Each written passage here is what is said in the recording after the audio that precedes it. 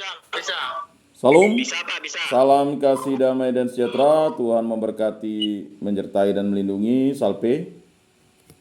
Mari kita mulai kegiatan bimbingan, penyuluhan dan katekese kita dengan berdoa. Dalam nama Bapa dan Putra dan Roh Kudus. Amin. Allah Tritunggal yang Maha Kudus, kami bersyukur di hadapan-Mu karena karya agung-Mu, maka kami selalu menjadi pribadi yang baik dan benar. Berkatilah kami, bimbinglah kami, tuntunlah langkah hidup kami, agar kami selalu menjadi pribadi yang baik dan benar, dan selalu memulai karya berasalkan daripada kehendak-Mu. Kami akan mendalami kitab Yoel. Semoga apa yang kami dalami ini mampu menjadikan kami pribadi yang bertekun di dalam iman, kasih, dan harapan. Semua doa ini kami serahkan dengan perantaraan Tuhan kami Yesus Kristus yang hidup dan beraja, kini dan sepanjang segala masa. Amin. Dalam nama Bapa dan Putra dan Roh Kudus. Amin. Bapak-bapak, saudara-saudara yang terkasih dalam Yesus Kristus, marilah kita membaca kitab Yoel bab 2 ayat 23 sampai 27 dalam materi BKSN pertemuan ketiga dengan judul Kasih Allah Menyelamatkan. Aku akan memulihkan kepadamu tahun-tahun yang hasilnya dimakan habis oleh belalang pindahan. Kitab Yoel bab 2 ayat 25. Pada pertemuan ketiga ini menawarkan bacaan perikop Yoel dari bab 2 ayat 23 sampai 27 dalam terang pengalaman hidup yang sedang memperbaiki diri dari keterpurukan. Atau sebaliknya, perikop ini memuat firman Tuhan kepada umatnya yang sedang membangun keluarga, agama, dan bangsanya setelah sekian lama meninggalkan tanah airnya karena pembuangan. Sesampai di tanah leluhur mereka, meskipun kini telah bebas, mereka menemukan bahwa keadaan masih hancur dan sepertinya tidak menjadikan harapan. Dalam Yoel bab 2 ayat 23 sampai 27, Nabi Yoel meyakinkan mereka bahwa Tuhan Allah akan menyelamatkan mereka. Kata yang dipakai untuk menggambarkan tindakan Allah yang menyelamatkan itu adalah memulihkan. Keselamatan dipahami sebagai pemulihan dan yang melakukan itu adalah Tuhan. Memulihkan dapat berarti mengganti rugi apa yang telah hilang atau rusak selama ini. Umat Allah menemukan bangsa mereka masih hancur dan rusak, dan keadaan itu akan dipulihkan oleh Tuhan. Marilah kita membuka kitab Yoel bab 2 ayat 23 sampai 27. Mari kita baca bersama-sama. Hai Bani Sion, bersorak-soraklah dan bersukacitalah karena Tuhan Allahmu.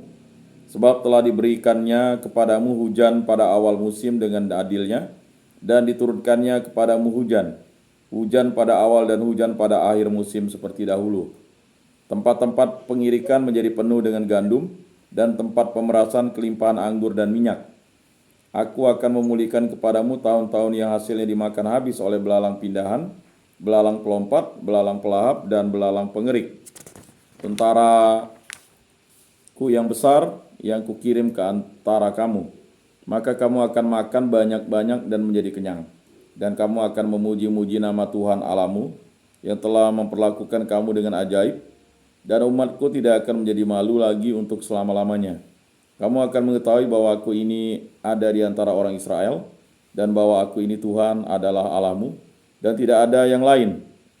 Dan umatku tidak akan menjadi malu lagi untuk selama-lamanya. Demikianlah sabda Tuhan, syukur kepada Allah. Perikop Yoel bab 2 ayat 23 sampai 27 menjadi bagian dari bab 1 sampai 2. Kedua bab ini dibuka dengan ajakan untuk menyadari krisis kehidupan yang sedang dialami oleh umat beriman. Bab 1 ayat 2 sampai 3. Krisis ini begitu berat sehingga tidak ada bandingnya dengan krisis lain yang pernah terjadi dalam sejarah sebelumnya. Tepatnya bangsa sedang mengalami kehancuran dan penderitaan. Kekeringan melanda, bab 1 ayat 15 sampai 18. Api menghanguskan hutan dan ladang, bab 1 ayat 19 sampai 20. Musuh sudah mengancam, bab 2 ayat 1 sampai 11. Menghadapi krisis ini, Nabi Yoel mengajak para pembacanya untuk meratap dan menangis. Bab 2 ayat 12 sampai 14.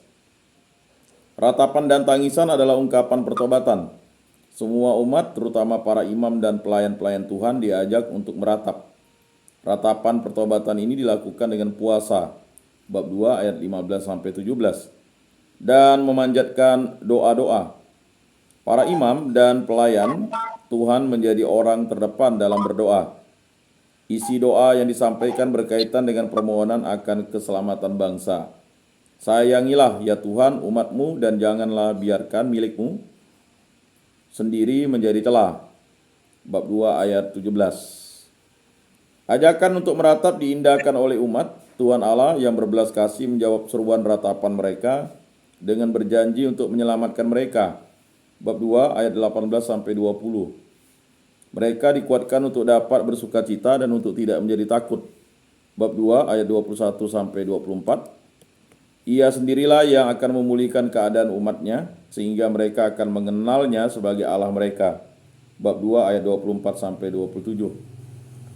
Bahkan mereka akan dipenuhi dengan kelimpahan berkat-Nya.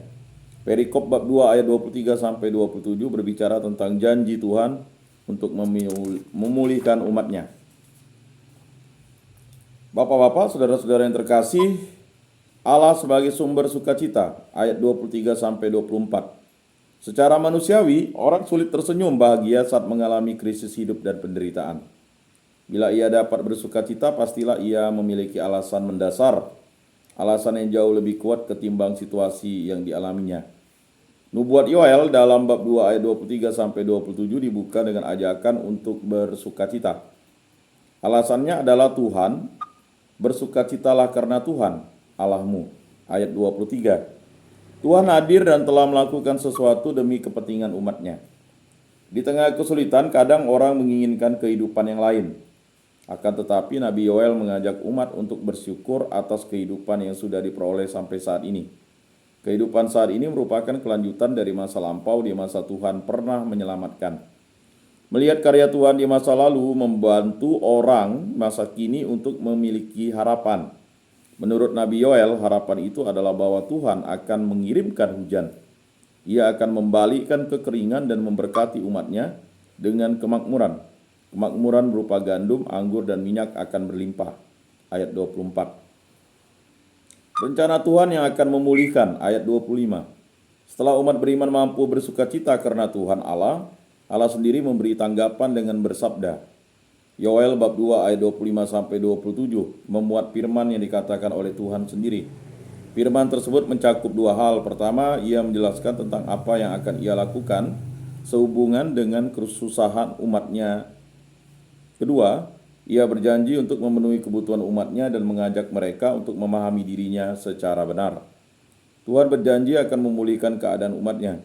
Istilah memulihkan ayat 25 dalam kata Ibrani wesilapti memiliki arti restitusi, yaitu membayar kerugian atau pembayaran atas kerugian yang terjadi. Memulihkan searti dengan mengganti rugi, seperti yang ditemukan dalam Keluaran bab 2 atau Keluaran bab 22 ayat 1. Apabila seseorang mencuri seekor lembu atau seekor domba dan membantainya atau menjualnya, maka ia harus membayar gantinya, yakni 5 ekor lembu ganti lembu itu dan 4 ekor domba ganti domba itu. Dengan demikian ketika Tuhan mengatakan, aku akan memulihkan kepadamu, Yoel bab 2 ayat 25, ia akan memberi kompensasi kepada umat-Nya atas kerugian mereka. Pemahaman ini dapat dibandingkan dengan tindakan Tuhan terhadap Ayub. Setelah anak-anaknya dan harta miliknya diambil darinya, Tuhan memberikan kompensasi kepadanya. Lalu Tuhan memulihkan keadaan Ayub. Tuhan memberikan kepada Ayub 2 kali lipat dari segala kepunyaannya dahulu. Ayub bab 42 ayat 10. Kehancuran yang merugikan umat dan yang akan dipulihkan oleh Tuhan adalah tahun-tahun yang hasilnya dimakan habis oleh belalang pindahan. Yoel bab 2 ayat 25. Yang dimaksud dengan belalang pindahan barangkali merujuk pada invasi tentara Babel yang telah menghancurkan kota Yerusalem dan penduduknya.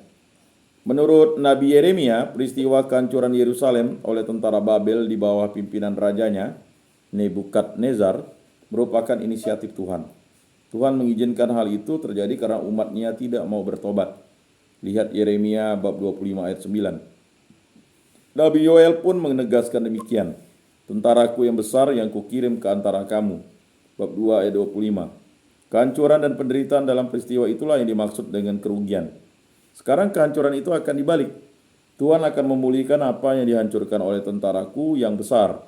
Dengan cara ini Nabi Yoel meyakinkan dan menghibur umatnya yang kembali ke tanah airnya dengan menegaskan janji Tuhan bahwa tanah itu akan kembali seperti keadaan semula dan mereka akan lebih bahagia.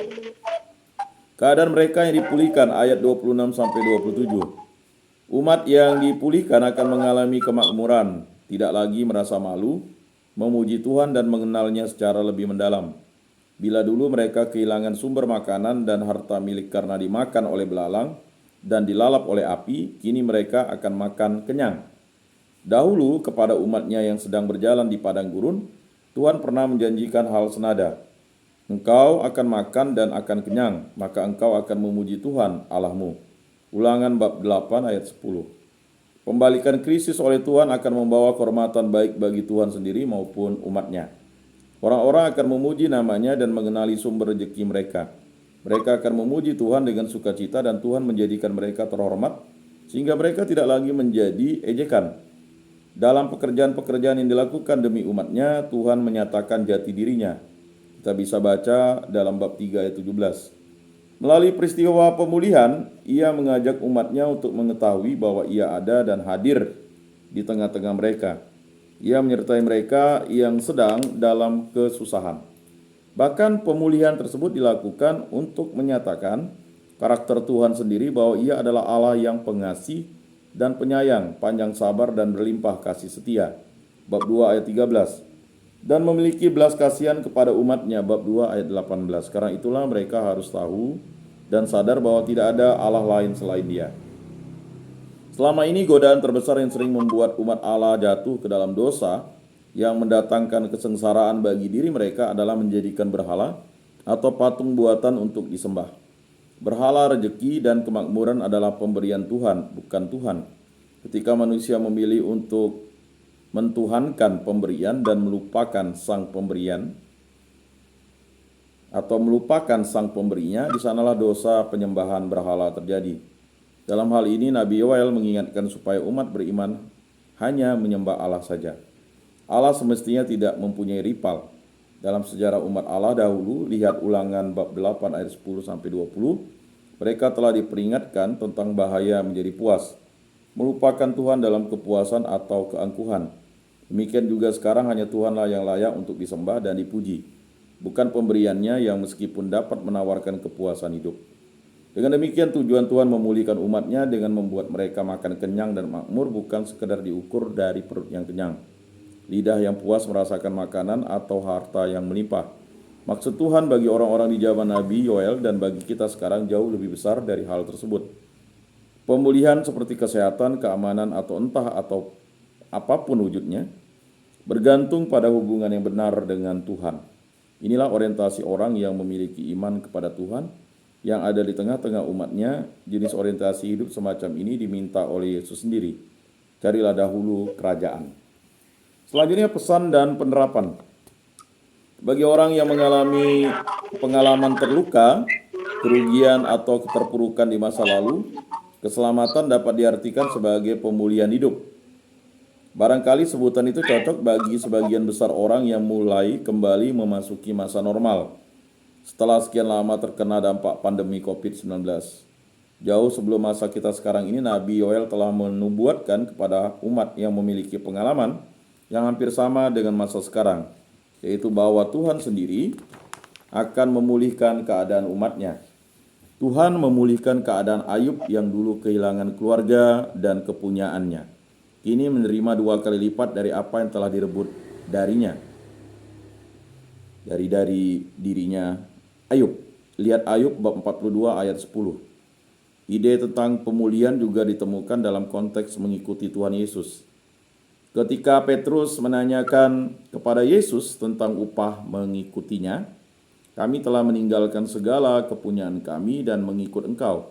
Yesus menjawab, setiap orang yang karena kerajaan Allah meninggalkan rumahnya, istrinya atau saudaranya, akan menerima kembali lipat ganda pada masa ini juga. Lukas bab 18 ayat 28 sampai 30. Sebagai pengikut Yesus, keyakinan akan Allah yang menyelamatkan dengan cara memulihkan apa yang telah hilang atau rusak dalam hidup kita hendaknya dibarengi dengan keseriusan kita untuk mengikuti Yesus. Bila kita mencuri atau korupsi lalu kita dihukum sekian tahun, itu karena dosa dan kita mesti bertobat. Akan tetapi bila kita rugi atau terbuka, bukan karena kesalahan kita, apalagi dalam rangka mempertahankan iman dan mengikuti Yesus, kiranya patut kita berharap bahwa Tuhan akan memulihkan hidup kita. Bapak-bapak, saudara-saudara yang terkasih dalam Yesus Kristus, nah itu pernyataan yang luar biasa.